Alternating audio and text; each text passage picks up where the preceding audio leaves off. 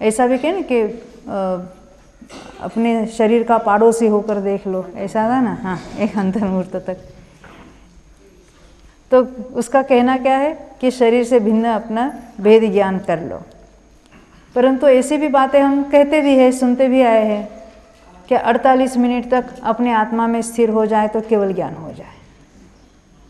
केवल ज्ञान होने के लिए इतना बड़ा अंतर्मूर्त नहीं लगता।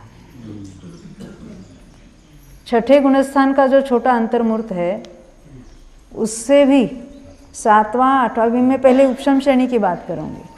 7वां 8वां 9वां 10वां 11वां, फिर 10वां, फिर 9वां, फिर 8वां, फिर 7वां, ये सब की टोटल जितनी है उससे भी छठे गुणस्थान का काल बड़ा है। यानी उपशम श्रेणी पूरी चढ़ के उतरते हैं, उसका जो अंतर्मूर्त है उससे छठवें का अंतर्मूर्त बड़ा है। यानी ये सारे अंतर्मूर्त बहुत छोटे हैं। फिर भी एक 9वें गुणस्थान का आप स्वरूप देखेंगे तो उसमें बार बार ये बात आती है, यहाँ संख्यात 1000 स्थिति कांडक होते हैं, यानी संख्यात 1000 अंतर्मूर्त बीत जाते हैं। फिर और आगे वाले स्टेप पर कहेंगे यहाँ भी संख्यात 1000 अंतर्मूर्त बीत जाते हैं। फिर आगे कहेंगे इससे यहाँ भी संख्यात 1000 अंतर्मूर्त बीत जाते हैं। यानी वो अकेले 9वें गुणस्थान के अंदर अंदर कितने अंतर्मूर्त हैं? हजारों, करोड़ों, लाखों। संख्यात भी कहेंगे उसको, असंख्यात तो नहीं कहेंगे।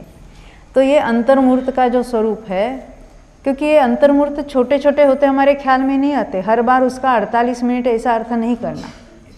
देखो, इसका एक हमें थोड़ा एहसास हो जाए इसलिए मैं उदाहरण से समझाऊंगी। हमें ये पता है कि हम जो क्षोभक्षम ज्ञानी है, इंद्रिय ज्ञानी है, तो एट ए टाइम एक समय में उपयोग एक इंद्रिय के द्वारा ही काम करता है। ये तो हमें सभी मालूम है, आगम के द्वारा हम जानते हैं।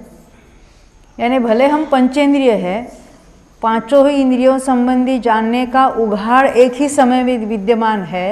यानी ज्ञान की पर्याय में तो कहेंगे पांचों इंद्रियों संबंधी ज्ञान विद्यमान है, परंतु उपयोग रूप ज्ञान की बात चल रही है। उपयोग हमारा या तो देखने में होगा, या सुनने में होगा, या स्पर्श के संबंध में, या घ्राण इंद्रिय के संबंध में।